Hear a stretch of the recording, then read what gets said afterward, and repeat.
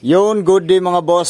So ito yung mga alaga natin. Panibagong video na naman tayo at meron lang ako ipapasilip sa inyong new release ni Vance Boy Thailand na rim. Ito yung arrow design. Meron ding checker design nito mga tol. Solid, tingnan nyo yung detalye mga tol. Napakaganda. Yun o. Arrow design. So, ang size pala nito is parehong 1.4.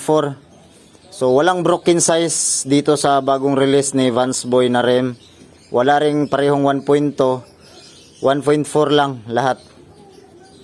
Ang ganda ng detail, oh, tingnan niyo. Ito yung arrow design. Ito pa rin yung ating update sa ating Weave S125 4 bulb, 66mm.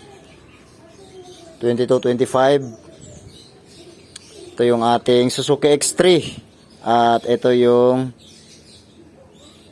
Miwa natin na Malaysian.